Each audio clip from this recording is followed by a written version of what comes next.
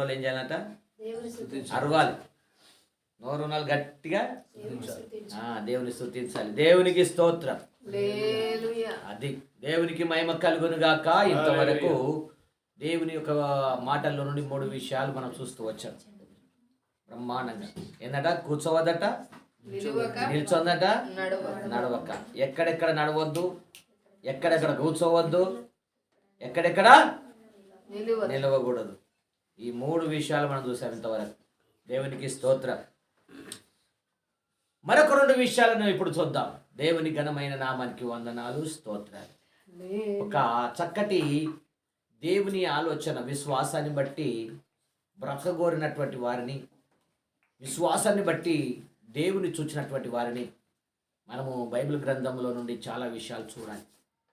అందుకే ఆది ఖండంలో దేవుడు మొట్టమొదలుగా ఒక శ్రేష్టతను పెట్టాడు. ఆది ఖండంలో,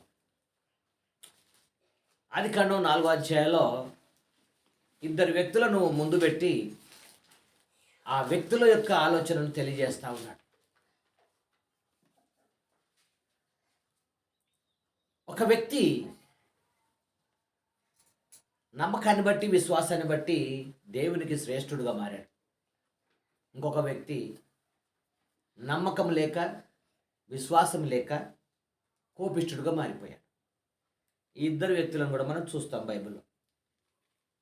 కాబట్టి 4వ అధ్యాయము 2వ వచనం నుండి మనం చదువుతున్నప్పుడు అక్కడ మనం చూడగలుగుతాం. తరువాత ఆమె అతని తమ్ముడకు హేబేలును కనెను. హేబేలు గొర్రెల కాపరి, కయ్యను భూమిని సేద్యపరచువాడు. కొంతకాలమైన తరువాత కయ్యను పొలము పంటలో కొంత యెహోవాకు అర్పణగా తెచ్చాను. హేబేలు కూడా తన మందలో తొలుచూలు పుట్టిన వాటిలో క్రొవ్విన వాటిని కొన్ని తెచ్చాను. యెహోవా హేబేలును అతని అర్పణను లక్ష్యపెట్టను, కయ్యనును అతని అర్పణను ఆయన లక్ష్య పెట్టలేదు. కాబట్టి కయ్యనునకు మిక్కిలి కోపము వచ్చి అతడు తన ముఖము చిన్నబుచ్చుకొనగా, యెహోవా కయ్యనుతో, నీకు కోపమేలా? ముఖము చిన్నబుచ్చుకుని ఉన్నావేమి? నీవు సత్క్రియ చేసిన ఎడల తల ఎత్తుకొనవా? సత్క్రియ చేయని ఎడల వాకిట పాపము పొంచియుండును. నీ ఎడల దానికి వాంఛ కలుగును, నీవు దానిని ఏలుదువనెను. దేవుని ఘనమైన నామాన్ని బట్టి మనము ఈ రోజున స్తుతించవలసిన వారంగా అందరం ఉన్నాం. కారణం ఏంటంటే 2 వ్యక్తులను ఇక్కడ చూపిస్తున్నాడు. ఇద్దరు వ్యక్తుల్లో ఉన్న భావనను చూపిస్తూ ఉన్నాడు. వీరిద్దరు ఎవరయ్యా అంటే ఒక్క తల్లి కడుపులో పుట్టినోళ్ళే. ఎవరు అంటే ఒక్క తల్లి కడుపులో నుంచే పుట్టిన వారి. కానీ ఇద్దరి స్వభావాలు వేరు, ఇద్దరి ఆలోచనలు వేరు, ఇద్దరి మనస్తత్వాలు వేరు, వారి భావాలు కూడా వేరు. అయితే దేవుడు కూడా పరమందుని భూలోకంలో ఉన్నటువంటి మనుషుని యొక్క భావనను చూస్తూ ఉన్నాడు, వాళ్ళ తత్వాన్ని చూస్తూ ఉన్నాడు, వాళ్ళ ఆలోచనలు చూస్తూ ఉన్నాడు, వారు చేసే ప్రతి దానిని కూడా గమనిస్తూ ఉన్నాడు దేవుడు. ఎవరైనా సరే భూలోకంలో ఉన్న ప్రతి నరుణ్ణి పరమందున దేవుడు పరీక్షిస్తున్నప్పుడు వాని ఆలోచన ఎలాంటిది, మానవుని పని విధానం ఎలాంటిది, వాని మనస్తత్వం ఎలాంటిది, వాని ఆలోచన ఎలాంటిదని పరమందున దేవుడు భూలోకంలో ఉన్నటువంటి ప్రతి మనుష్యుని చూస్తూ ఉన్నాడు. అంత మాత్రమే కాకుండా ఒక్కొక్క వ్యక్తిని దేవుడు ఏర్పరచుకుంటున్నాడు. ఒక్కొక్క వ్యక్తిని ఏర్పరచుకుని తన ఆలోచనను బయలుపరుస్తున్నప్పుడు, తన చిత్తాన్ని తెలియజేస్తూ ఉన్నప్పుడు దాన్ని గ్రహించాలని ప్రభు కోరుకుంటున్నాడు. అట్లాంటప్పుడు ఆదాము గర్భంలో పుట్టినటువంటి హేబేలును కయ్యూనును దేవుడు ఏర్పరచుకున్నట్టుగా చూస్తున్నాం. వీరిద్దరిని దేవుడు ఒక స్థాయిలో తీసుకొచ్చి వారితో మాట్లాడడం జరుగుతుంది. వారికి కొన్ని బాధ్యతలు అప్పగించాడు. మీరు విస్తరించాలి, ఫలించాలి, అభివృద్ధి చెందాలని దేవుడు తన తండ్రికి ఇచ్చిన వాగ్దానమే వీరికి అనుగ్రహించాడు. సరే, మొత్తానికి వీరు వారి పనిలో అభివృద్ధి అయ్యారు, వారి పనిలో ఆశ్రయించబడ్డారు. ఎప్పుడైతే వారు ఆశీర్వాదకరంగా బ్రతకడం ప్రారంభించారో వారి వారి మనస్తత్వాన్ని బట్టి వారు కొన్ని వృత్తులను ఏర్పరచుకున్నారు. ఇప్పుడు కయ్యూను మనం పరీక్ష చేస్తున్నప్పుడు అతడు పొలము సేద్యము చేసేవాడు, భూమిని సేద్యపరచువాడు. అంటే పొలం పని వ్యవసాయం చేసేవాడు, వ్యవసాయం చేసుకుంటున్నాడు, తనకు అనుకూలమైన పంటను పెట్టుకుంటున్నాడు, తనకు అనుకూలమైన పంటలో నుంచి దిగుబడి తీస్తున్నాడు. మరి ఏబేలు ఏంటి అంటే గొర్రెలను పెంచుకున్నాడు, గొర్రెలను ఏర్పరచుకున్నాడు, గొర్రెల మందలు కాస్తూ ఉన్నాడు. అయితే వీరిద్దరు చేస్తున్న పని బాగానే ఉంది, వీరు బాగానే ఉన్నారు. మరి అట్లాంటప్పుడు దేవుడు కోరుకున్నది ఏంటంటే అర్పణ నా యొద్దకు తీసుకురండి. దేవుడు కోరుకున్నది ఏంటి? అర్పణ కావాలి. దేవుడికి ఇప్పుడు ఏం కావాలంటే అర్పణ కావాలి.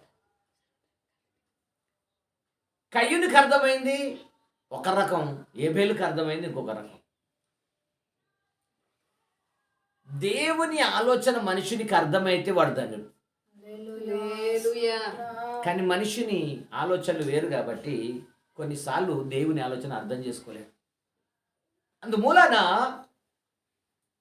కయ్యూను చేసిన పని ఏంటంటే తన పొలములో నుండి కొన్ని శ్రేష్టమైనవి తీసుకుని వచ్చి అర్పణగా ఇచ్చాడు యెహోవాకు. అదే సమయంలో హేబేలు కూడా శ్రేష్టమైనవి కొవ్వినవి తీసుకొని వచ్చాడు.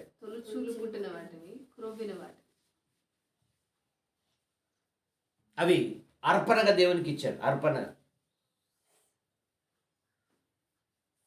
ఎప్పుడైతే ఈ అర్పణ సిద్ధం చేశారో, ఈ అర్పణ తీసుకొచ్చి పెట్టారో, పరమందున దేవుడు మాట్లాడుతున్నాడు.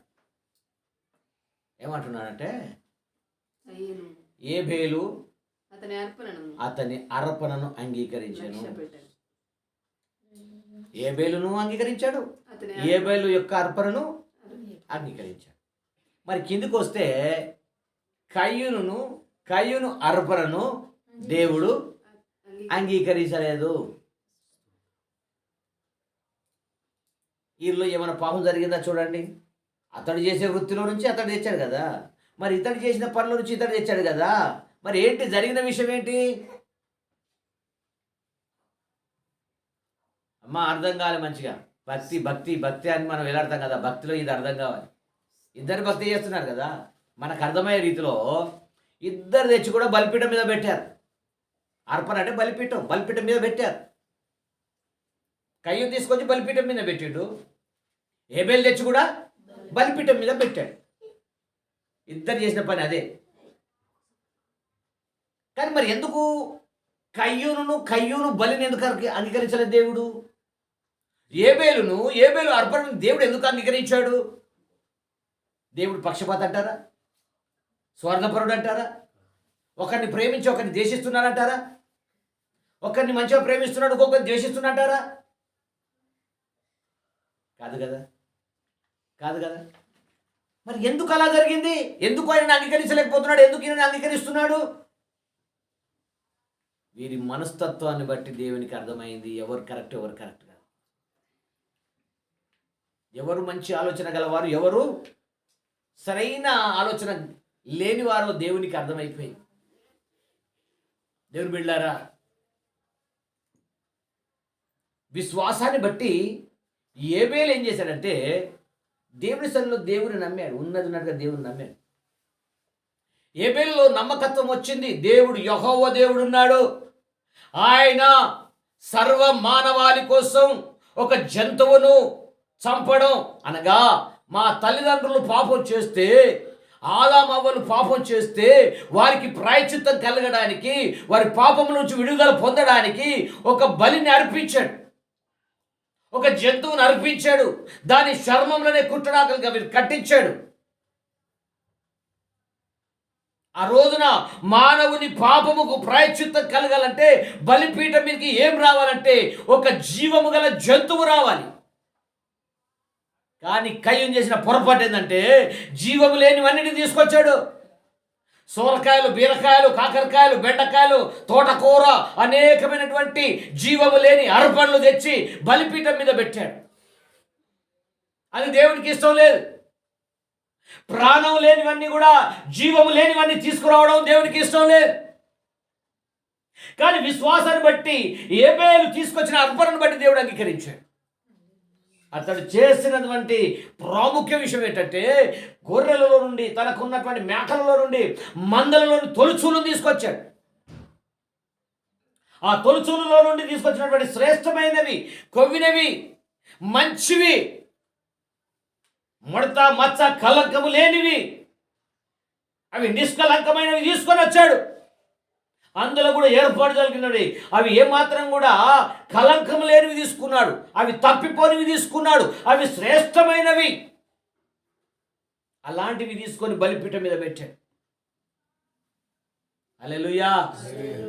ఆ బలిపీఠం మీద పెట్టినప్పుడు దేవుడు ఆ బలిని అంగీకరించాడట, అతన్ని కూడా అంగీకరించాడు. నువ్వు మంచివాడవయ్యా, నీ అర్పణ మంచిది, నువ్వు చేసిన పని మంచిది, జరగబో సంగతులను గురించినటువంటి వివేకం నీకు దొరికినది, నా పరమందున ఆలోచన నువ్వు గ్రహించావు. నేను రేపటి దినంలో జరగబో విషయాలు ఇవే, మానవుని పాపముల కొరకు చేయబో కార్యాలు ఇవే, ఈ కార్యాలను నువ్వు దైవ ఆలోచన ద్వారా కనుక్కున్నావు కనుక నువ్వు ఇది చేసావు, మంచి పని చేసావు అన్నట్టుగా దేవుడు అతన్ని అంగీకరించాడు. అందుకని ఎబ్రీ పత్రిక 11:4 మనం గమనిస్తే, ఎబ్రీ పత్రిక 11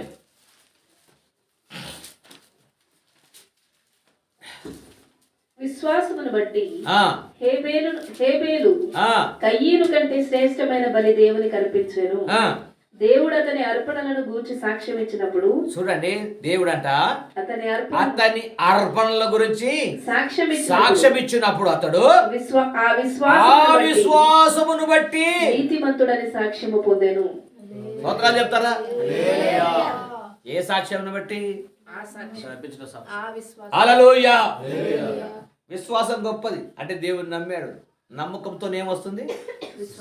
దేవుని ఎవరైతే నమ్ముతారో ఆ నమ్మకాన్ని బట్టి మనుషుల విశ్వాసం వస్తుంది.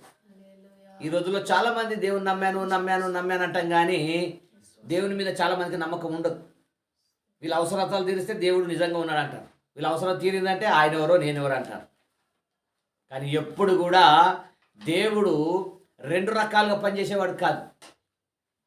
దేవుడు ఎప్పుడైనా యథార్థవంతులను ఎప్పుడు కూడా నష్టపరిచేవాడు కాదు, యథార్థవంతులను సిగ్గుపరిచేవాడు కాదు, యథార్థవంతులను భూమి మీద కృంగజేసేవాడు కూడా కాదు. ఎప్పుడైనా సరే దేవుడు యథార్థవంతులను అభివృద్ధి చేసేవాడు. కోరుతున్నాడు, యథార్థవంతులు ఉన్నారా అని కోరుతున్నాడు దేవుని బిడ్డ. ఇంకేమంటున్నాడు చూడండి, అక్కడ మనం చూస్తే, ఆ విశ్వాసము ద్వారా అతడు మృతి నొందియు ఆ విశ్వాసము ద్వారా మాటలాడుచున్నాడు. ఏదట? చచ్చిపోయి కూడా విశ్వాసాన్ని బట్టి ఎవరు మాట్లాడారు? ఎక్కడ మాట్లాడుతున్నారు? ఏమ్మా, కోపం వచ్చి కయ్యను తమ్ముడు చంపేస్తే ఇసుకల నుంచి కూడా ఆత్మ ఏం చేస్తున్నట? దేవునికి, యెహోవా నువ్వు ఉన్నవాడవయ్యా, నువ్వు ఉన్నవాడవు, నీకు సమస్తము తెలియను అని భూమిలో నుండి రక్తం మొరపెడతా ఉంది. దానిని బట్టి సాక్ష్యం ఇచ్చి ఏమంటున్నాడు? విశ్వాసమును బట్టి హానోకు మరణము చూడకుండానట్లు కొనిపోబడెను. దేవునికి స్తోత్రం. ఇంకా కింది విషయంలో, అతడు కొనిపోబడక మునుపు దేవునికి ఇష్టుడై ఉండెనని సాక్ష్యము పొందెను. స్తోత్రాలు చెప్తారా? హానోకు ఏంటంట? మరణము చూడక మునుపు కొనిపోబడ్డాడు. అతడు దేవునికి దేవుడు ఆ సాక్ష్యం ఇవ్వాలి. దేవుడు మన ఎడల అలాంటి గొప్ప సాక్ష్యం ఇవ్వాలి, దేవుడు ఇవ్వాలి. హానోకు విషయంలో దేవుడు సాక్ష్యం ఇస్తున్నాడు. దేవునికి ఇష్టడుగా బ్రతకాలట. లోకంలో ఉన్నంత కాలం దేవునికి ఇష్టడుగా బ్రతకాలి. Praise the lord. దేవుడికి ఎప్పుడైతే ఇష్టడుగా బ్రతకడం ప్రారంభిస్తావో, దేవుడే నీ గురించి సాక్ష్యం ఇవ్వడం ప్రారంభించను, అప్పుడు భూమి మీద నువ్వు దీర్ఘాయుష్మంతుడవు, భూమి మీద నువ్వు ధన్యుడవు. సకల విధములైన దుష్ట సంగతులన్నీ కూల్చివేసి, అంధకారాన్ని కూల్చివేసి, ఆత్మ సంబంధమైన విషయములతో దేవుడు నిన్ను నిలబెడతాడు. ఆ అద్భుతాన్ని నువ్వు చూడాలి. అందుకే దేవుడు ఏబేలు విషయంలో సాక్ష్యం ఉన్నది. ఏబేలు గురించి సాక్ష్యం పలుకుతున్నాడు దేవుడు. నీవు చెప్పినది కరెక్ట్, నువ్వు చేయనది కరెక్ట్, నువ్వు చేయబోతున్నది కరెక్ట్. ఏబేలా, నీ పక్షంలో నిలబడ్డానని చెప్పి దేవుడు ఏబేలు పక్షం నిలబడ్డాడు. ఎప్పుడైతే ఏబేలు పక్షంలో దేవుడు నిలబడడం ప్రారంభించిండో, ఏబేలు చచ్చిపోయినా కూడా ఏం చేస్తున్నాడు? విశ్వాసము ద్వారా మాట్లాడుతున్నాడు. హల్లెలూయా. అదండి గొప్ప విశ్వాసం. విశ్వాసాన్ని మాట్లాడగలిగినటువంటి పూర్ణ వివేకము కలిగినటువంటి మనుషులు దేవుడు కోరుకుంటున్నాడు. ఈ రోజున ఇలాంటి అద్భుతాన్ని దేవుడు నీ ఎడల చూడాలని కోరుకుంటున్నాడు. ఇలాంటి ఒక అద్భుతాన్ని దేవుడు నీ ఎడల చూడాలని కోరుకుంటున్నాడు. కానీ ఈ రోజుల్లో చాలా మందిలో దేవుడు నమ్ముకున్నా వెళ్తున్నా అంటే చర్చికి వెళ్తున్నా కానీ ఒక నిజమైన విశ్వాసం మనలో ఇప్పటి వరకు రాలేకపోతుంది. దేవుని బిడ్డలారా, ఈ రోజున నీ జీవితంలో రావాలి. నిజమైన విశ్వాసం నీలో రావాలి. నిజమైన పరిపక్వత నీలో రావాలి. అద్భుతంగా దేవుని కార్యాలలో జరగాలి. అందుకే సంఘాల్లో కూడా 2 ఆరాధనలు ఉంటాయండి. ఒకటి కయ్యూను ఆరాధన, ఒకటి ఏబేలు ఆరాధన. ఏబేలు ఆరాధన ఏమో ఆత్మలో ఆరాధన. కయ్యూను ఆరాధన తినుము తాగుము, ఎప్పుడు ఏం తిందాము, ఏం చేసుకుందాము. ఆడికి దైవత్వం మీద ఉండదు, దేవుని మీద ఉండదు. ఎప్పుడు లోకం, ఎప్పుడు ప్రెస్టేజే. ఎప్పుడు డబ్బు చూసుకొని మురుస్తాడు, ఉద్యోగాలను చూసుకొని మురుస్తారు, లోకాలను చూసుకొని మురుస్తారు, వస్త్రాలను చూసుకొని మురుస్తారు. వీడు కయ్యూను ఒక రోజున హతమైపోతాడు అని కోపం ఎక్కువ. మళ్ళీ కయ్యూనికి ఏంటంట? కోపం ఎక్కువ. సత్క్రియ చేయడం చేత కాదు. దేవుడు అన్నాడు, కయ్యూనా నీ కోపమేలా? నువ్వు సత్క్రియ చేస్తే తల ఎత్తుకున్నావా? నీ పాపాన్ని క్షమించనా? నీ ముఖం ఎందుకు చిన్నపుచ్చుకుంటున్నావు? ఎందుకయ్యా ఈర్ష్యతో నింపబడుతున్నావు? ఎందుకు కోపంతో నింపబడుతున్నావు? ఎందుకు గర్వష్ఠుడుగా మారిపోతున్నావయ్యా? ఏబేలు ఎంతనో నీవు అంతే. నాకు నీ తమ్ముని అంతే ప్రేమిస్తున్నాను, నిన్నంతే ప్రేమిస్తున్నాను, ఎందుకురా ఇంత బాధ నీకు అని చెప్పేసి పరమందున దేవుడు చక్కగా మాట్లాడుతూ ఉంటే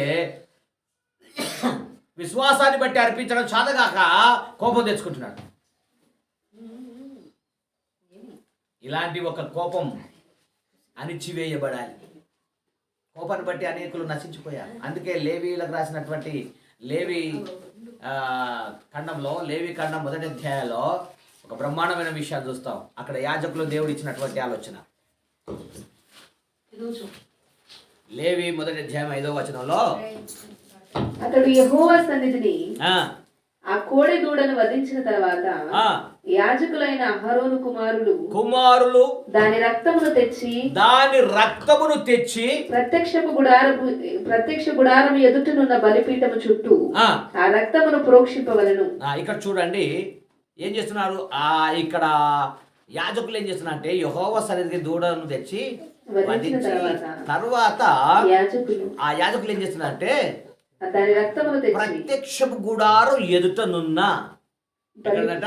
ప్రత్యక్షపు గుడారం ఎదుటనున్న బలిపీఠము చుట్టూ ఆ రక్తమును ప్రోక్షించి అప్పుడు అతడు దహన బలి రూపమైన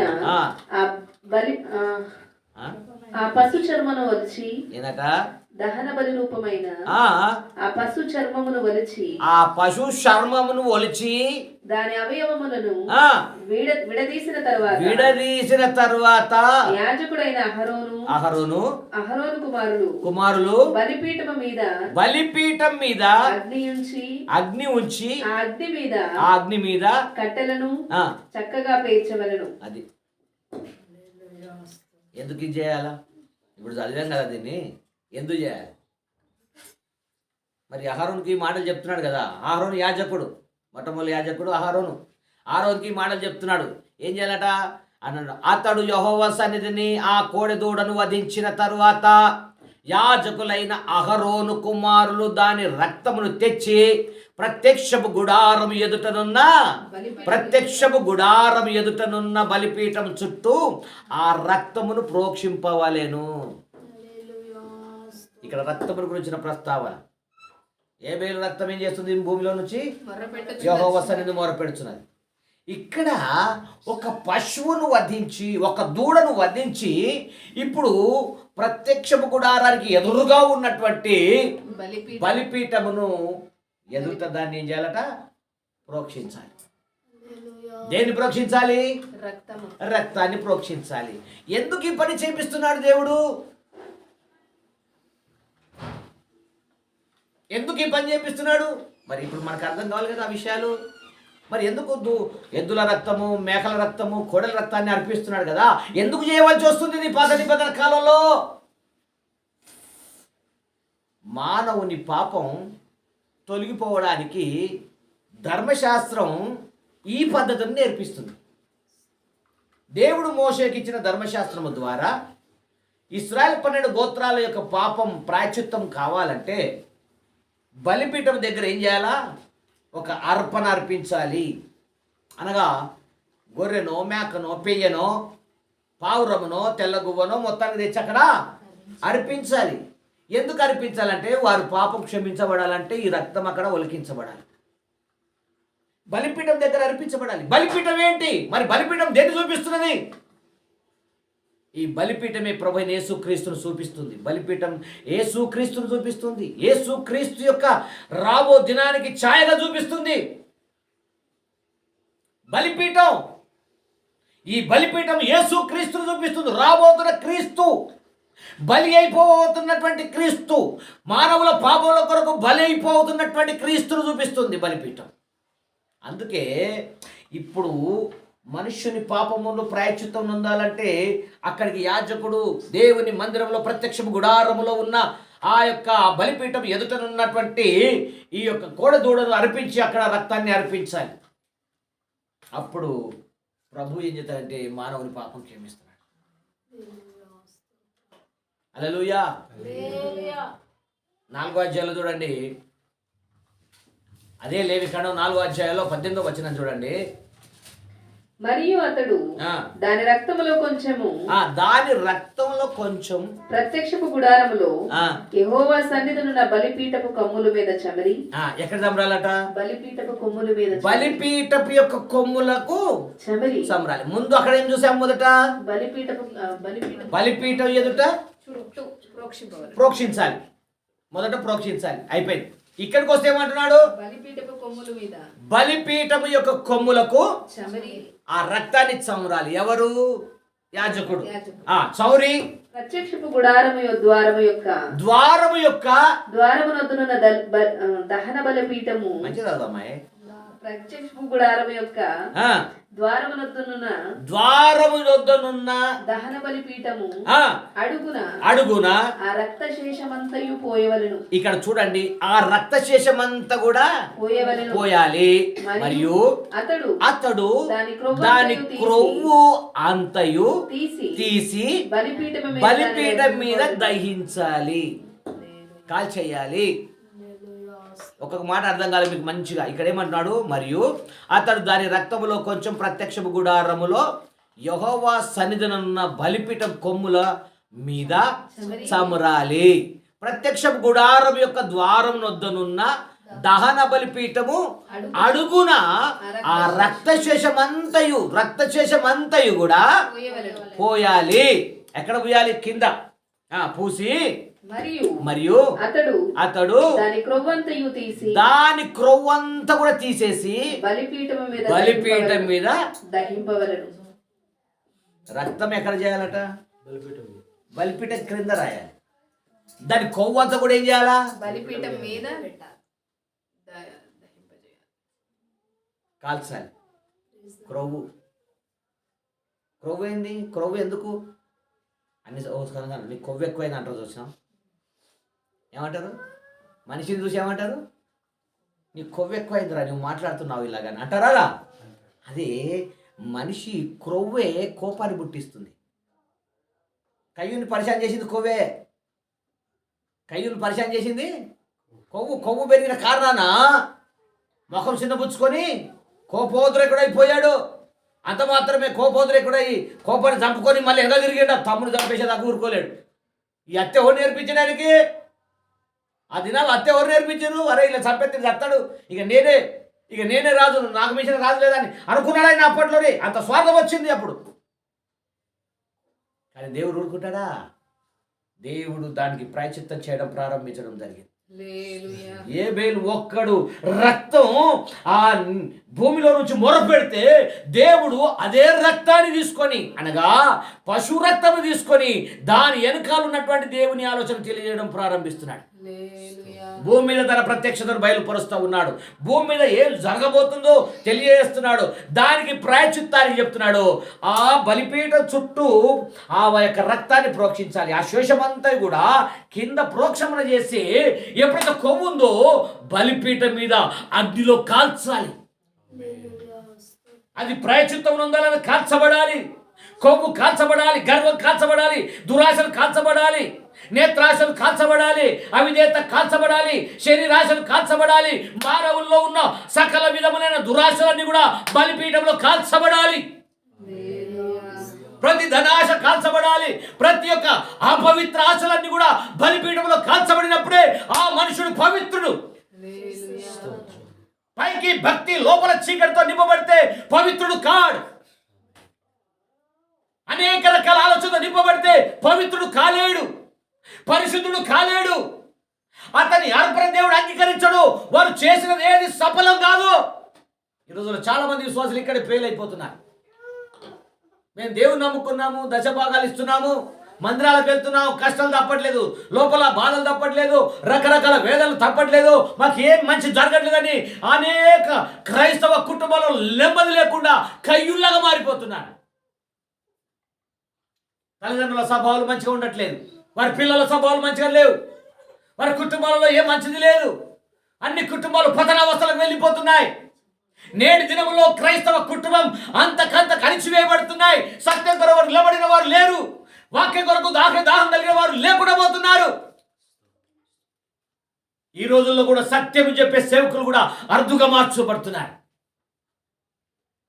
కల్పన కథలు, కాకమ కథలు, ఇక్కడ స్టోరీలు, అక్కడ స్టోరీలు, టైం పాస్ చేసే అనేకమైన ఆలోచనలు, వాక్యం ఒకటుంటే ఒక ఆలోచనతో వెళ్ళిపోయి రకరకాల ఆలోచనలు, ఇది ఇట్లా అదట్లా అదట్లా అని ఏదేదో గంటలు టైం పాస్ చేస్తూ ఉన్నారు.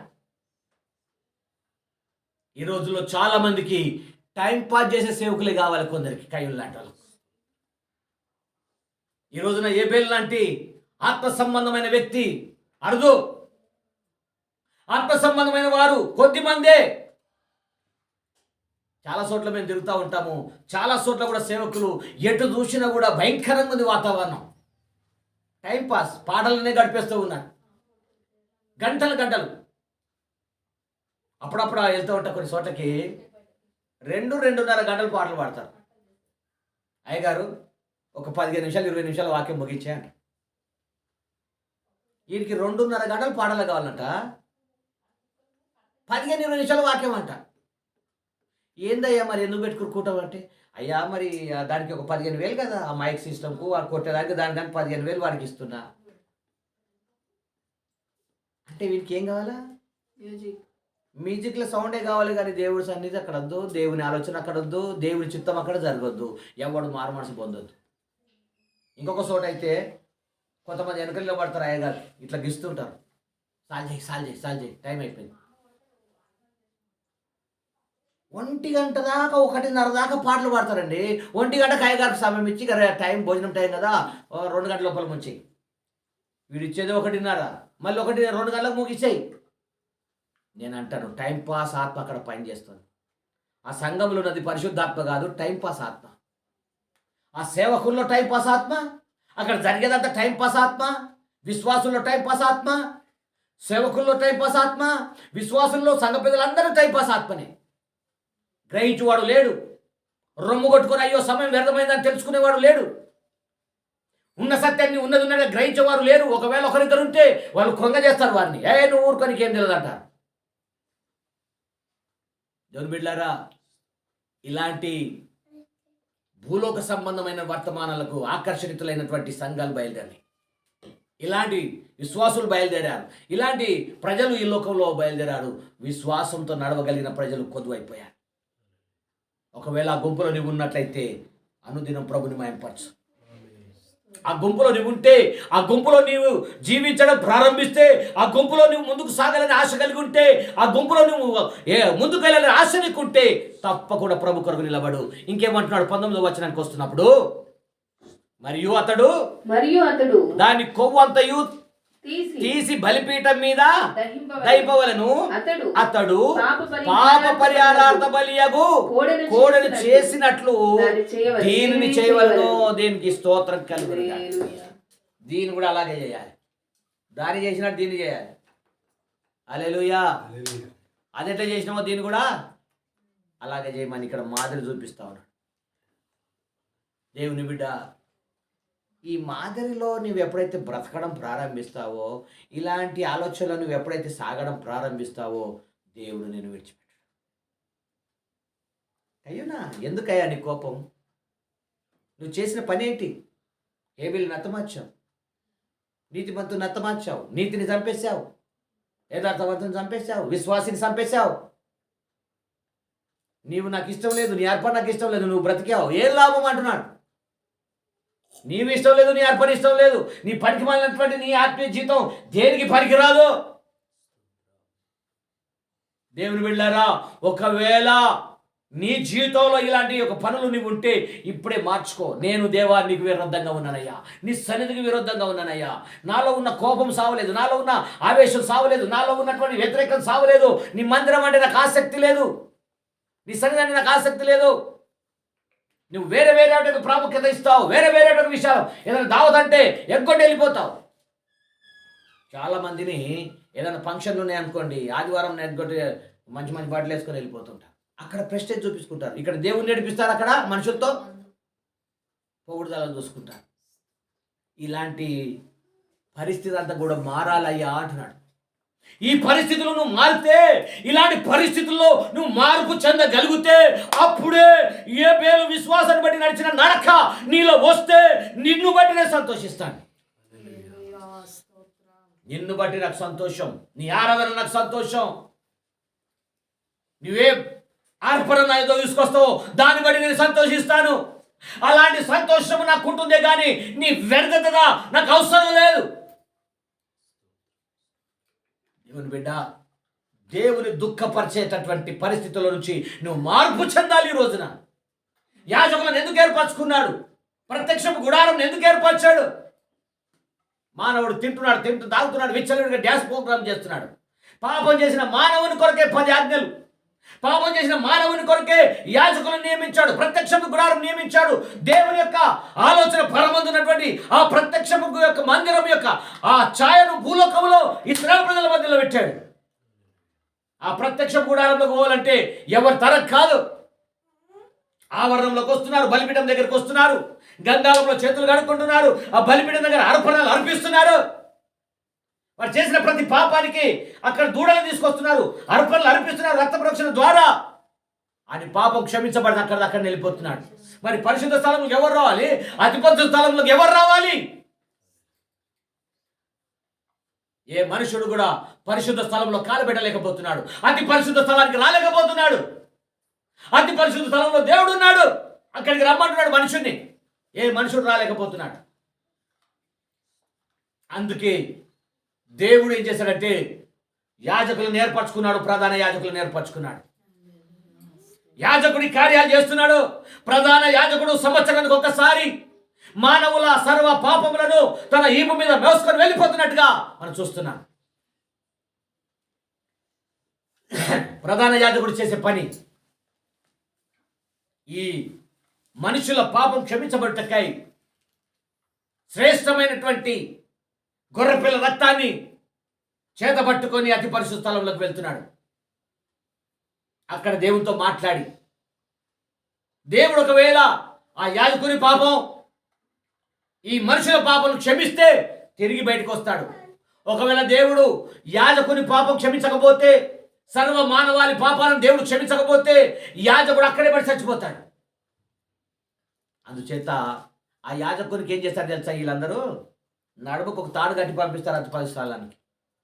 ఆ నడుముకు కట్టి పంపిస్తారు. ఆయన పోయి ఆ ప్రత్యక్ష దేవుని సన్నిధిలో అక్కడ ఏడుస్తూ ఉంటాడు, ప్రభువా నీ ప్రజల పాపాలకు క్షమించు, నీ ప్రజల యొక్క దోషాలను క్షమించని అతి పరిశుద్ధ స్థలంలో ఏడుస్తూ ఉంటాడు.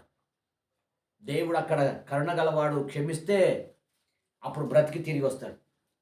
ఆ తాడు కట్టుకొని బయటకు లాగుతారు ఆయన, అలాగే వెళ్ళి ఇలాగే వెనకకు రావాలి. అంత భయంతో ఆయనకు వెళ్తాడు, అంత భయంతో ఆయన దగ్గరికి వెళ్తాడు. ఆయన సన్నిధికి వెళ్ళాలంటే మామూలు విషయం కాదు. యెహోవా సన్నిధి చూస్తే పొట్టెల వల్ల గుట్టలు పారిపోతున్నాయి అంట, సముద్రం పారిపోతున్నది, కొండలు పారిపోతున్నాయి. ఇంత గంభీరమైనటువంటి ఆయన స్వరానికి సకలం భయపడుతుంటే మానవుని అంటాడు, నా ఎదుగురా, ఇంత భీకరమైన సన్నిధి నీకే ఇస్తానని దేవుడు ఇష్టపడి మనుషుని పిలిస్తే మనుషుడు ఆషామాషిగానే వెళ్ళిపోతున్నాడు. ఈ రోజులో దేవుని యొక్క సంకల్పాన్ని గ్రహించకుండా వెళ్ళిపోతున్నాడు. ఏదో ఒక మందిరం కావాలి, ఏదో ఒక డినామినేషన్ కావాలి, ఏదో ఒక సంస్థ కావాలి. ఆ సంస్థలో కట్టబడ్డామా, అందులోనే కట్టబడతావు, అందులోనే పెరుగుతావు, అందులోనే పాపాలు చేస్తావు, అందులో తాగుతుంటావు, తింటుంటావు, వ్యభిచారాలు చేస్తావు, అందులోనే చేస్తావు. ఏది దేవుని చిత్తం? ఎక్కడ నెరవేరింది దేవుని చిత్తం? దేవుడు నిన్ను ఎందుకోసం పిలిచాడో, ఎందుకోసం నిన్ను ఏర్పరచుకున్నాడు, ఇది గ్రహించని మందమత్తుగా ప్రజలారా ఈ రోజు నీ దేవుని యొక్క సంఖ్యలో ప్రాధాయపడి ఒప్పుకో నీ పాపాన్ని, నీ అవిధేయతను ఒప్పుకో, నీ క్రోము బలిపీఠం కాల్చు, నీ అవిధేయతను బలిపీఠం మీద కాల్చు, నీ తిరుగుబాటు బలిపీఠం మీద కాల్చు, నీ అపవిత్ర పాపాలను బలిపీఠం మీద కాల్చు. ఏదైతే నువ్వు కాల్చి శుద్ధ సువర్ణంగా మార్చబడినప్పుడే దేవునికి సంతోషం. నిన్ను బట్టి దేవుడు సంతోషిస్తాడు, నీ అర్పణ బట్టి దేవుడు సంతోషిస్తాడు. ఈ అద్భుతం నీలో జరగాలి. అందుకే మొదటి యోహాను సువార్తలో చెప్తున్నాడు, మొదటి యోహాను సువార్త 5వ అధ్యాయం, మొదటి యోహాను పత్రిక 5వ అధ్యాయము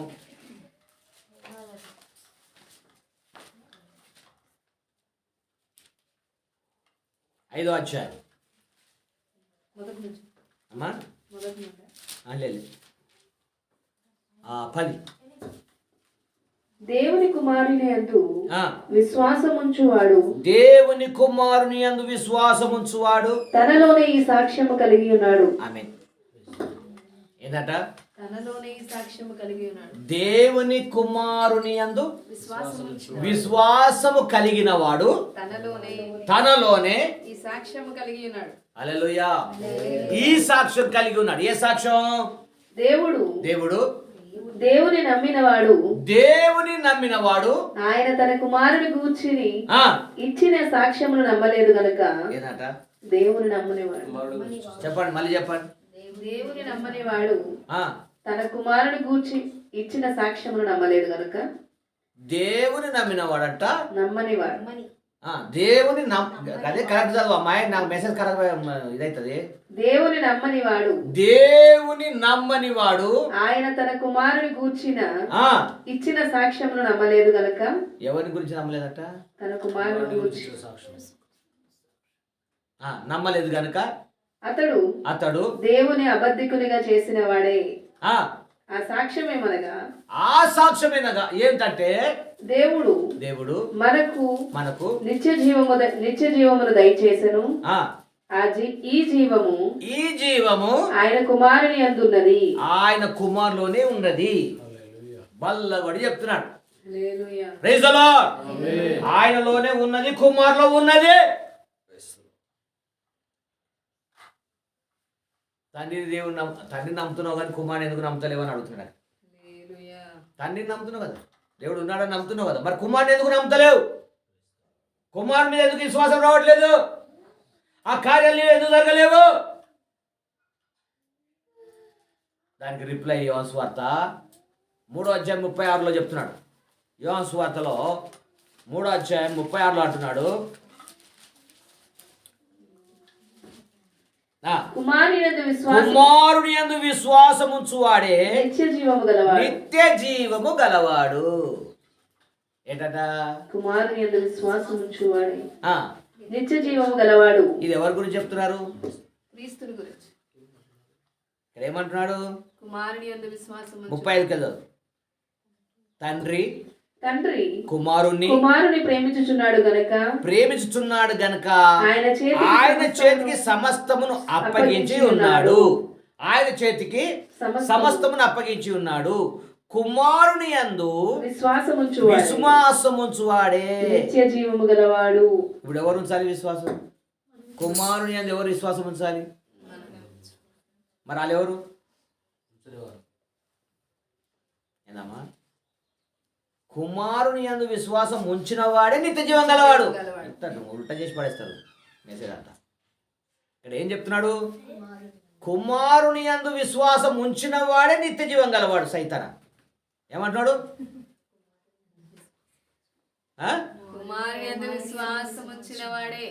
వాడే నిత్య జీవం గలవాడు. మరి అది నేను చెప్పేది. దాని అంతా డైవర్ట్ చేసేస్తున్నారు మీరు. దేవునికి స్తోత్రం కలుగును గాక. కుమారుని యందు విశ్వాసం ఉంచాలి. కుమారుని యందు ఎవరు ఉంచాలి? నేనని చెప్పు. నేను, నీవు, మనం అందరం ఇప్పుడు కుమారుల మీద మనం విశ్వాసం ఉంచాము. ఇప్పుడు మనం ఎవరిమి? గది చెప్పాలి. మరి దాన్ని అటు ఇటు తిప్పి నన్ను అంత మైండ్ పాడు చేస్తారు. హల్లెలూయా. ఇప్పుడు మనం కుమారుని మీద విశ్వాసం ఉంచినాము. మనము అది ఇప్పుడు మనం నిత్య జీవం గలవారం. ఇక డౌట్ లేదు. హల్లెలూయా. ఇప్పుడు నిత్య జీవము గలవారమైన ఎడల ఇంకా కింద చదువుదాం. ఏమంటున్నాడు? కుమారునికి విధేయుడు కానివాడు జీవము చూడడు గాని దేవుని ఉగ్రత వాని మీద నిలిచియుండును. స్తోత్రాలు చెప్తారా? ఎంత భయంకరం మాట. ఇక్కడ ఏమంటున్నాడు? కుమారుని యందు విశ్వాసముంచువాడే నిత్య జీవం గలవాడు. కుమారునికి విధేయుడు కానివాడు జీవము చూడడు. యేసుక్రీస్తుకు విధేయత లేదు అంటే నీ బతికి ఎందుకోసం? యేసయ్య మీద నీకు విశ్వాసం లేదు, యేసయ్య అంటే నీకు విశ్వాసం లేదు, యేసయ్య మీద నీకు ప్రేమ లేదు అంటే నువ్వెవరు? ఎవరు? జీవము లేని వారు. హల్లెలూయా. ఎవరు? అది దేవుని ఉగ్రత వస్తుంది. దేవుని ఉగ్రత వస్తుంది అంటే మరి శోధనలు ఉండవు ఇండ్లలో. ఒక్కడు అలాంటి దేవునికి చోటు ఇవ్వకపోతే వాళ్ళ మీద శోధన. ఒక్కరు దేవునికి చోటు ఇవ్వకపోతే, విశ్వాసం లేకపోతే వాళ్ళ మీద శోధన.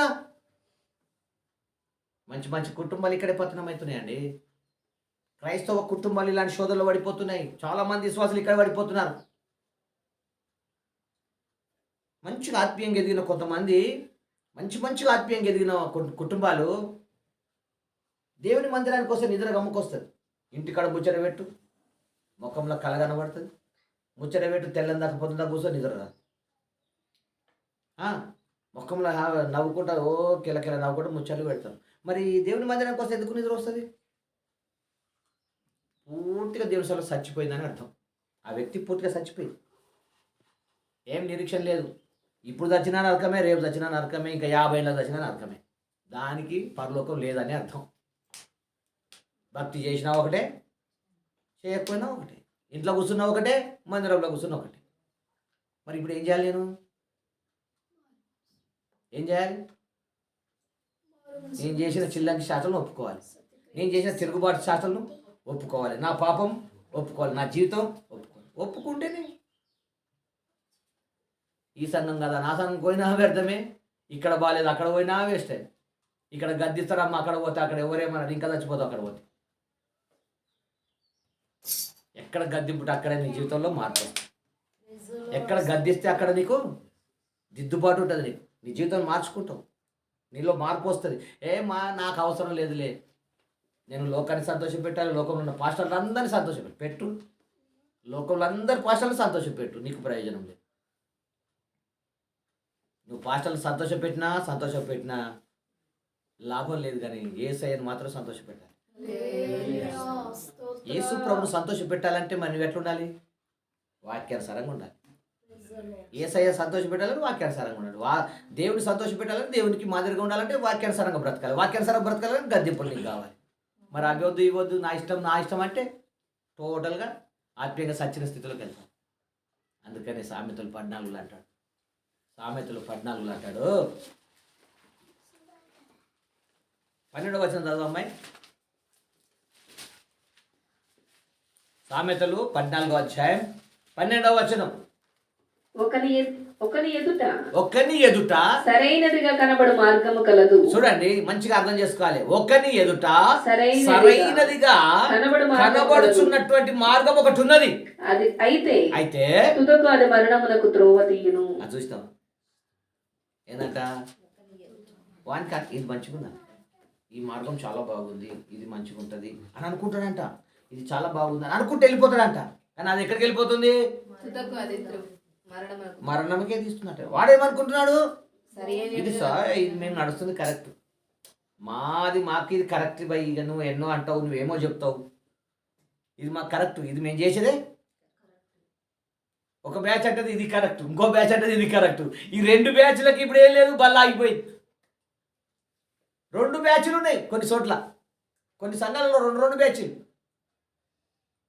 ఈ బ్యాచ్ అంటది మాకు ఇట్లా ఉండాలి, ఈ బ్యాచ్ అంటది మాకు ఇట్లా ఉండాలి. ఆ బ్యాచ్కి బల్ల లేదు, ఈ బ్యాచ్కి బాగాలేదు. బల్ల తీసుకున్న వాడు పునరుద్ధానం మందు లేపవాడు. ఆయన మరణం గురించి ప్రచురం చేయలేడు. ఆయన పునరుద్ధానం గురించి వాడు అసలే జ్ఞాపకం చేసుకోలేడు. మరి జ్ఞాపకం చేసుకున్నాడు నా సన్నిధికి ఎట్లా వస్తాడని వాక్యం చెప్తుంది. ఇక్కడ తప్పిపోతున్నారు. ఇది లేకుండా సారంట ఈ రోజులో కొంచెం ప్రసంగం ఉంటే చాలు, కొంచెం అయ్యగారులు ఉంటే చాలని సంవత్సరాలు గంతులు వేస్తున్నారు. చాలా బాగుందని గంతులు వేస్తున్నారు. వీళ్ళ మాటలు ఏంటంటే నాకే బాధ అనిపిస్తుంది. అయ్యో వీళ్ళు ఎక్కడికి వెళ్ళిపోతారు, ఈ రోజుల్లో ఎక్కడికి వెళ్ళిపోతారు ఇలాంటి వారు. ఈ నూతన సంవత్సరం అన్న మిమ్మల్ని మనసులు మార్చుకున్నాను అని చెప్తున్నా. లైవ్లో చూసేవారు కూడా ఎవరైనా ఒక తీర్మానానికి రావాలి, సత్యం కొరకు నిలబడాలి, వాక్యం కొరకు నిలబడాలి, బల్ల కార్యక్రమంలో పాలు పొందాలి, ఒక నిజమైన ఆత్మీయతను తెలుసుకోవాలి. యేసుక్రీస్తును నమ్ముతున్నట్లయితే రోషం నీకు ఉంటుంది, వాక్యం కొరకు దాహం ఉంటుంది, ప్రభు కొరకు నువ్వు జీవించాలనుకుంటావు. కానీ ఇక్కడ సామెతలు చెప్తున్నాయి, ఒకని ఎదుట ఒక మార్గము సరైనది కనబడినప్పుడు వాడు అదా ఇది బాగుంది ఇది బాగుంది అని వెళ్ళిపోతున్నాడు. కానీ అది ఆఖరికి ఎక్కడ నడిపిస్తుందట? మరణంలోకి నడిపిస్తుంది. ఇంకేమంటున్నాడు? ఒకడు నవ్వుచుండినను హృదయమున దుఃఖం ఉండవచ్చును. అది నవ్వుతున్నావు అని హృదయంలో ఏముందట? దుఃఖం ఉండవచ్చు. దుఃఖం ఉండవచ్చు, ఉన్నది.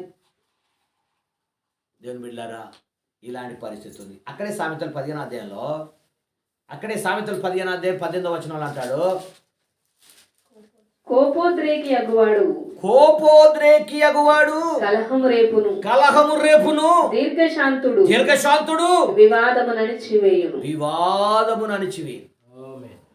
హల్లెలూయా. చూడండి ఏమంటున్నాడు అక్కడ మళ్ళీ, కోపోద్రేకి అగువాడు, కోపం కలిగినటువంటి వ్యక్తి కలహాన్ని రేపుతాడు. దీర్ఘశాంతం కలిగినటువంటి వ్యక్తి వివాదాన్ని అణిచివేస్తాడు. అక్కడ జ్ఞానంతో వివాదాన్ని అణిచివేస్తాడు. ఇంకేమంటున్నాడు? సోమరి మార్గము ముళ్ళకంచె. సోమరి యొక్క మార్గం ఎలాంటిదట? ముళ్ళకంచె. సోమరి యొక్క మార్గం ఏంటమ్మాయి? ముళ్ళకంచె. ఈ ముళ్ళకంచెలో ఆడిపోయాడు. ఇప్పుడు నువ్వు పోతే ఎట్ట? ముళ్ళకంచెలోకి ఆడిపోయాడు. ఇప్పుడు వాని వెనకాల మనం పోతే ఎట్లా? ఎవరు పోయారు మరి? మనం అనుకుంటాం చర్చికి రానివాడు ముళ్ళకంచెలోకి వెళ్ళిపోయాడు, వాడు మన మాట్లాడినాడు వాడు ముళ్ళకంచెలోకి. వాళ్ళు కాదండి, మనమే ఆత్మీయంగా ఎదగని వాళ్ళు మాత్రం ముళ్ళకంచెలోకి వెళ్ళిపోతున్నాము. వాక్యాన్ని ఉన్నది గ్రహించకుండా ముళ్ళకంచెలోకి వెళ్ళిపోతున్నాం. అక్కడ ముళ్ళకంచెలు అక్కడ వెళ్ళొద్దంటే వాళ్ళకి వెళ్తాం, అది కరెక్ట్ కాదంటే అక్కడికి వెళ్తాం. వాళ్ళని సంతోషపెట్టాలి, మనల్ని సంతోషపెట్టాలి. చూడండి వీళ్ళ పరిస్థితి ఎత్తుంది. ఎంత ఘోరం అంటే మానవుని జీవితం ఎంత ఘోరంగా తనకు తానే పాపంలో పడిపోతున్నాడే కానీ పాపానికి పూర్తిగా ఒప్పుకునే స్థితిలోకి రాలేకపోతున్నాడు. పాత నిబంధన కాలంలో చూస్తే మానవుని పాపాల కొరకు గొర్రెలను అర్పణ మేకల ద్వారా, ఆ గొర్రె రక్తము ద్వారా, బలుల రక్తాల ద్వారా దేవుడు పాపాన్ని క్షమిస్తూ వచ్చాడు. కానీ ఏకంగా ఆయన్నే బలి అయిపోయి మానవుని పాపముల కొరకు మరించి తిరిగి లేచి మృత్యుంజయుడై మన కోసం ఆయన సజీవుడిగా మన ముందుంటే ఇప్పుడు ఆయన నమ్మమంటే మన వల్ల కావట్లేదు. ఒక నిజమైనటువంటి ప్రత్యక్షత కలిగిన దేవుడు ఆయన ఉన్నాడంటే నమ్మడం మన వల్ల కావట్లేదు. ఏది చూడని కాలంలోనే ఏబేలు దేవుణ్ణి విశ్వాసం ద్వారా చూశాడు. అందుకే నీతికి వారసుడయ్యాడు. ఈ రోజున యేసయ్య మన కొరకు బలిగా మార్చబడి రక్తమును కార్చి మన పాపాలన్నింటిని కడిగేసి శుద్ధులుగా చేసి ఆయన పవిత్రమైన రక్తము ద్వారా మనల్ని పరిశుద్ధపరిచిన ఆ నీతిమంతుల గుంపులోకి వెళ్ళమని చెప్తే కొందరికి వాక్యమే అర్థం కాదు, కొందరు వింటారు, మళ్ళీ చేస్తూనే ఉంటారు. కానీ ఇక్కడ నువ్వు ఆషామాషిగా బ్రతకొచ్చు, కానీ ఒక రోజు తప్పించుకోలేవు. అక్కడ కఠినమైన శిక్ష నీకు రాబోతుంది. అక్కడ కఠినమైన శిక్షలో నువ్వు వెళ్ళక మునిపే ఈ లోకంలో ప్రభువా నన్ను తప్పించు, నా దోషం నుంచి నాకు విడుదల కలిగి, నా పాపం నుంచి నాకు విడుదల కలిగచ్చేయి. ఏ మనుషుడు పవిత్రుడు కాలేదు, పరిశుద్ధుడు కాలేదు. దేవుడు ఆజ్ఞలు ఇచ్చాడు, సమయం ఇచ్చాడు. ప్రత్యక్ష గుడారం దగ్గర అర్పణలు అర్పించిన తర్వాత ఎవడన్నా పరిశుద్ధుడైతాడు అనుకున్నాడు, కాలేదు. తాత్కాలికమైనటువంటి ధర్మశాస్త్రం ద్వారా అర్పించిన బలుల ద్వారా తాత్కాలికమైనటువంటి పాపాలు క్షమించబడ్డాయి. మళ్ళీ పాపం చేశాడు, మళ్ళీ అర్పించాడు, మళ్ళీ పాపం చేస్తున్నాడు, మళ్ళీ అర్పిస్తున్నాడు, పాపం చేస్తున్నాడు. ఇలాగే కొనసాగింది. ఇక లాభం లేదని తండ్రి అయిన దేవుడు తన కుమారుని పంపించాడు. ఆ ప్రభువైన యేసుక్రీస్తే సర్వ మానవాళి కోసం మరణించి తిరిగి లేచాడు. అందుకే ఇప్పుడు ఆయన నమ్మాలి.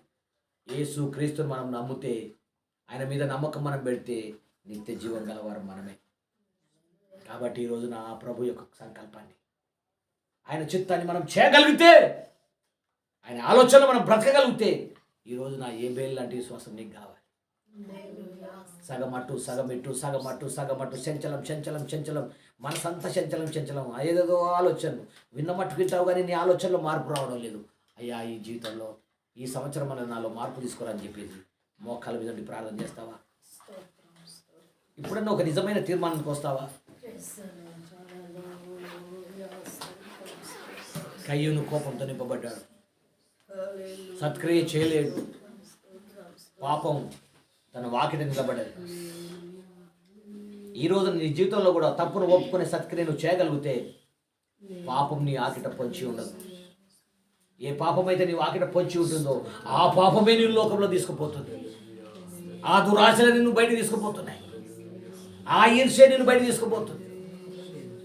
సత్యంలో ఉండవలసిన నీవు, నీతిని స్వతంత్రించుకోవలసిన నీవు, దేవుని యొక్క సముఖంలో జీవించవలసిన నీవు, ఈ రోజున కయ్యూని జీవితంలో సత్క్రియ జరగనందున, పాపాన్ని ఒప్పుకున్నందున అతడు తిరిగి ఎలాగ వెళ్ళిపోయాడో ఈ రోజులో చాలా మంది విశ్వాసులు ఇలాగ వెళ్ళిపోతున్నారు. అయితే సంఘం ఉంది, పైకి బోధకుడు ఉన్నాడు, కానీ వారు ఎక్కడున్నారంటే పాపంలో ఉన్నారు. వారు అంటున్నారు మేము బాప్తిసం తీసుకున్నాం, ఎప్పుడో తాత ముత్తాత కాలంలో బాప్తిసాలు తీసుకున్నాం, మా తాత ముత్తాత కాలంలో బాప్తిసాలు తీసుకున్నారు, మేము బాప్తిసాలు తీసుకున్నాం అనుకుంటున్నారు. కానీ వారిలో నిజమైన క్రీస్తు లేదు. నువ్వు బాప్తిసం తీసుకున్నావు కానీ నీ పాపాలు క్షమించబడలేవు. హృదయంలో మార్పు రాలేదు, మనస్తత్వంలో మార్పు రాలేదు. ఆనాడు ఏబేలు రక్తం మొరపెట్టింది. సర్వ మానవాళి కోసం దేవుడు భూమి మీద యాజకుల ద్వారా అర్పణలు అర్పించి, బలుల ద్వారా, రక్త ప్రోక్షణ ద్వారా మనుషుల పాపాలు క్షమించాలని కోరుకొని ఒక నియమాన్ని పెట్టాడు. అయినా మనుష్యుడు పవిత్రుడు కాలేకపోయాడు. దాని నిమిత్తం యేసుక్రీస్తు ఈ లోకానికి వచ్చి భూలోకంలో మరణించి రక్తమును కార్చి సర్వ మానవాళి పాపాలు క్షమించి, సర్వ మానవాళి యొక్క పాపం తన వీపు మీద మోసుకొని శిబిరం వైపు వెళ్ళిపోయాడు. ఈ రోజున నువ్వు నిత్య జీవానికి వారసత్వం కలిగిన దానవుగా నువ్వు మార్చాడు. నిత్య జీవానికి వారసుడుగా నేను మార్చాడు. ఈ రోజున నీ ఇంకా స్పందన మారకపోతే ఎలా? నీ తలంపులో మార్పు రాకపోతే ఎలా? నీ ఊహలో మార్పు రాకపోతే ఎలా? నీ ఆలోచనలో మార్పు రాకపోతే ఎలా? ఇంకెంతకాలం అలాగే బతుకుతావు?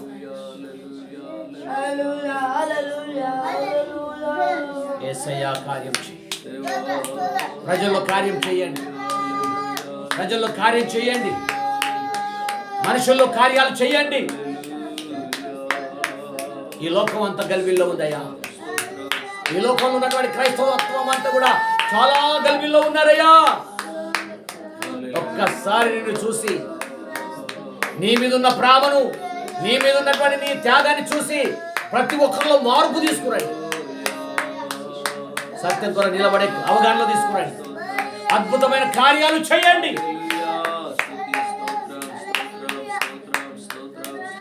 హల్లెలూయా. నీకు మహిమ కలుగునుగా. ప్రతి ఒక్కరిలో ఈ కార్యాలు చేయండి. ఆశామాక్షి భక్తి తీసివేయండి అయ్యా. నిజమైన భక్తిలో ఉన్నవారిని నువ్వు సంఘంలో నిలబెట్టండి.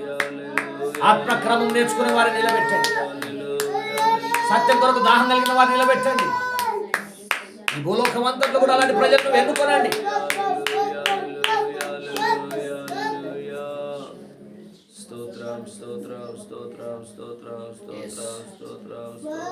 ఈ అద్భుతమైన మీ ఆలోచన కొరకై స్తుతులు. ఏబేలు ఆరాధన, కయ్యూను ఆరాధన. ఈ లోకంలో 2 రకాల ఆరాధనలు జరుగుతున్నాయి. నువ్వు ఏ ఆరాధనలో ఉన్నావు? ఏబేలు ఆరాధన అయితే నీ జీవితంలో నువ్వు మరణించి తిరిగి లేవాలి. నీ ఆశలు సావాలి, నీ ఆశల్లో చచ్చిపోవాలి, నీ కోరికల్లో చచ్చిపోవాలి. కేవలం నీ అంతరాత్మనే దేవుని కొరకు ప్రార్థన మొరపెట్టాలి. అన్ని బతుక్కుంటూ ఇది కూడా బతుకుతుందంటే నువ్వు కయ్యూనుగానే ఏబేలు కావాలని తెలుసుకొని చిత్తవృత్తి అది మార్చబడటానికి ప్రభు నిన్ను అలాంటి కార్యాలు నడిపించాలని ప్రార్థించి స్తోత్రం స్తోత్రం స్తోత్రం స్తోత్రం. ఇంతవరకు చెప్పబడిన వాక్యాన్ని జ్ఞాపకం చేసుకొని ఒక్కరు ప్రార్థన చేయండి. ఒక్కరు ప్రార్థన. హల్లెలూయా హల్లెలూయా హల్లెలూయా. స్తోత్రం స్తోత్రం స్తోత్రం స్తోత్రం. మహాపరిశుద్ధుడా, మహోన్నతుడా, మా కన్న తండ్రి, మీకు స్తుతులు స్తోత్రాలు నాయన ప్రభువా. ఈ మధ్యాహ్న కాల సమయమందు తండ్రి అయ్యా, ఇదిగో తండ్రి మీకు స్తోత్రాలు ప్రభు. మీ పాదల చింతకు రావడానికి మీరు అనుగ్రహించిన గొప్ప కృపకై మీకు వందనాలు స్తోత్రాలు తండ్రి. ఈ ఉదయకాలం ప్రభు ఇప్పుడు తన దినాలు నాయన మీ దాసుని శిలువచాటును మరుగుపరిచి ప్రభు ఇప్పుడు వచ్చిన నాతోను మాతోను ప్రభు మీరు మాట్లాడినందుకే మీకు వందనాలు స్తోత్రాలు తండ్రి. దేవా ఈ యొక్క ప్రభు మీ స్తోత్రములు తండ్రి. ఆరాధనంతట్లో మీరు తోడు నడిపించినందుకే మీకు వందనాలు స్తోత్రాలు ప్రభు. అయ్యా మీ సన్నిధిలో మీ దాసుని నిలబెట్టి ప్రతి మాట్లాడిన ప్రభు ప్రతి మాట ఏదైతే ప్రభు అయ్యా మా జీవితాలను మీకు సమర్పిస్తున్నాము తండ్రి. మీకు స్తోత్రాలు అయ్యా. మా సమర్పణలు నిలబెట్టమని ఆయన మీకు స్తోత్రాలు చెల్లిస్తున్నాను ప్రభా. అయ్యా మీ సన్నిధిలో దేవా మీకు స్తోత్రాలు నాయన ప్రభా. ఈ మధ్యాహ్న కాల సమయంలో దేవా మీకు స్తోత్రాలు చెల్లిస్తున్నాము అయ్యా. మీ సన్నిధానంలో ప్రభా అయ్యా మీ సన్నిధిలో ప్రభా మీకు స్తోత్రాలు తండ్రి ప్రభా. మీ కుమారుని యేసుక్రీస్తుని ప్రభా విశ్వసించడానికి తండ్రి అయ్యా నామ మనోనేత్రములు తెరవమని కోరుచున్నాం ప్రభా. మీకు స్తోత్రాలు తండ్రి ప్రభా. అయ్యా మీ కుమారుని విశ్వసింపని వానికి ప్రభా అయ్యా మీకు స్తోత్రాలు తండ్రి. రక్షణ లేదు నాయన, మీకు స్తోత్రాలు తండ్రి. అయ్యా మీ కుమారుడైన యేసుక్రీస్తుని ఎవరైతే విశ్వసిస్తున్నారో తండ్రి, ఎవరైతే నమ్ముతున్నారో తండ్రి, వారికి రక్షణ నాయన, మీకు స్తోత్రాలు తండ్రి నాయన. అవును ప్రభా మా జీవితాల్లో ప్రభా అయ్యా ఇదిగో దేవా మీ సన్నిధిలో తండ్రి మీకు స్తోత్రాలు అయ్యా. మీ కుమారుడైన యేసుక్రీస్తుని ప్రభా మేము నమ్మి ప్రభా అయ్యా మీ సన్నిధిలో తండ్రి మీకు స్తోత్రాలు ప్రభా. మీ రక్షణలో ముందుకు సాగడానికి కృప దయచేయమని కోరుతున్నాం తండ్రి. మీకు స్తోత్రాలు ప్రభు నాయన. అయ్యా ఇదిగో నాయన మీకు స్తోత్రాలు తండ్రి ప్రభా. అయ్యా కీర్తన భాగంలో కూడా నాయన మీకు స్తోత్రాలు ప్రభా. అయ్యా ఎక్కడైతే ఎక్కడ కూర్చోకూడదు, ఎక్కడ నిలబడకూడదో ప్రభా, ఎక్కడ నాయన నడవకూడదో నాయన మీరు మాతో ప్రభా మాట్లాడి మాకు నేర్పించిన మా తండ్రి మీకు స్తోత్రాలు చెల్లిస్తున్నాం అయ్యా. మీ సన్నిధానంలో ప్రభా ఆ ప్రకారంగా మా జీవితాలు మీకు సజీవంగా సమర్పిస్తున్నాము తండ్రి. మమ్మల్ని ప్రభా సమర్పణ నిలబెట్టమని ఆయన ఈ 2025వ సంవత్సరంలో తండ్రి మీకు స్తోత్రాలు తండ్రి ప్రభా. అయ్యా మీకు నచ్చిన మెచ్చిన జీవితం కలిగి ప్రభా అయ్యా మీ సన్నిధిలో తండ్రి మీకు స్తోత్రం. మీకు మహిమకరమైన జీవితాలు కలిగి ప్రభా అనేకులకు సాక్షాత్తాలు మీకు మహిమార్థంగా ప్రభా మేము బ్రతికి మిమ్మల్ని మహిమపరిచిన కృప దయచేయమని కోరుతున్నాం తండ్రి. మీకు స్తోత్రాలు అయ్యా ప్రభా. గత అయ్యా 2024వ సంవత్సరంలో ఏ విషయాల చేత మిమ్మల్ని ఆయాసపరిచే ముందుకు పెట్టామో ప్రభా, ఈ 25వ సంవత్సరం అంతట్లో కూడా అయ్యా మిమ్మల్ని సంతోషపెట్టే కుటుంబాలుగా, మిమ్మల్ని సంతోషపెట్టే జీవితాలుగా ప్రభా మా బ్రతుకులు మారునట్లుగా ప్రభా మీ అందు విశ్వాసం నుంచి ముందుకు సాయి కృపనిచ్చి మహిమపోదామని సమస్త మహిమ ఘనత ప్రభావాలను సమర్పించి మమ్మల్ని మా జీవితాలు మా కుటుంబాలను ప్రభా కూడిన మమ్మల్ని అందరినీ మీ చేతులు సమర్పిస్తూ యేసయ్య శ్రేష్టమైన శక్తి గల నామములో ప్రార్థించి అడిగి వేడుకొంచున్నాము తండ్రి. సకలాశీర్వాదముల కాటభూతుడా పరమ తండ్రి పరిశుద్ధుడా నీకు వందనాలు. ఇంతవరకు ప్రభువా మా ఎదుట ఆయన నీ సాలోచనలు తెలియజేస్తూ విధానంకై స్తోత్రం. ఏబేలు కయ్యూను మా ఎదుట ఉంచా. ఇద్దరు కూడా అర్పణలు తీసుకొచ్చారయ్యా. విశ్వాసాన్ని బట్టి అర్పించిన అర్పణ, వ్యక్తిగత ఫార్మాలిటీని బట్టి అర్పించిన అర్పణ, ఈ రెండుని నువ్వు చూసి అంటున్నావు అయ్యా. యథార్థమైనటువంటి అర్పణను అంగీకరించావు, యథార్థమైన మనిషిని అంగీకరించావు. ఈనాటి దినంలో కూడా ప్రభువా మా జీవితాల్లో మేము ఎలాగ యథార్థంగా అర్పిస్తున్నామా, ఫార్మాలిటీని బట్టి నీ ఎదుకు వస్తున్నామా, ఏదో వెళ్ళాలన్నటువంటి ఆశతో వస్తున్నామా, నిజంగా నీ సభ మేము ఎలా వస్తున్నాం అనేది మా హృదయములో రాష్ట్రాలు ఎరిగిన మా కన్న తండ్రి నీకు వందనాలు. మా జీవితాలలో మీరు ఉన్నారయ్యా, మీ సన్నిధి మాతో ఉన్నదయ్యా. మాకు అనుకూలమైన మార్గాలు ఎన్నో ఉన్నాయి, అది సరైందని మేము వెళ్తే అది నిత్య మరణంలో తీసుకుపోతుంది అన్నావు దేవా. నీ మార్గంలో మేము వచ్చి నీ సన్నిధిని మేము వెతకడానికి, ఆత్మ సంబంధమైన ఆలోచనతో మేము జీవించడానికి నీవే కృప చూపమని ప్రార్థన చేస్తున్నాం. కుమారుని నమ్మినట్లయితే నిత్య జీవంలో ఉన్నవాడు అంటున్నాం.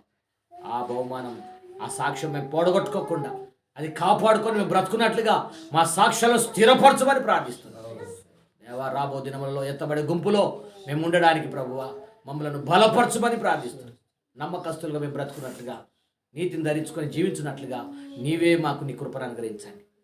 ఈ దినముల యందు మేము మాట్లాడిన ప్రతి మాటను బట్టి మీకు స్తోత్రం. నీ కుమారుని మాటలు మేము గ్రహించినట్లుగా, ఆత్మ వివేచన కలిగి బ్రతుకున్నట్లుగా, పరిశుద్ధాత్మ చేత నడిపించబడినట్లుగా మా జీవితాల్లో అద్భుతమైనటువంటి కార్యాలు మీరు చేసి మా ఆయన పొందమని వచ్చిన సంఘ బిడ్డలందరినీ మీ హస్తానికి అప్పగిస్తున్నాను. లైవ్లో వీచున్నటువంటి బిడ్డలందరినీ కూడా మీ హస్తానికి అప్పగిస్తున్నాను.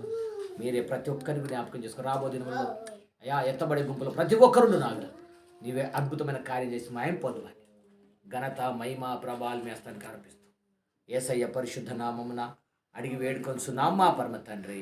ఆమేన్.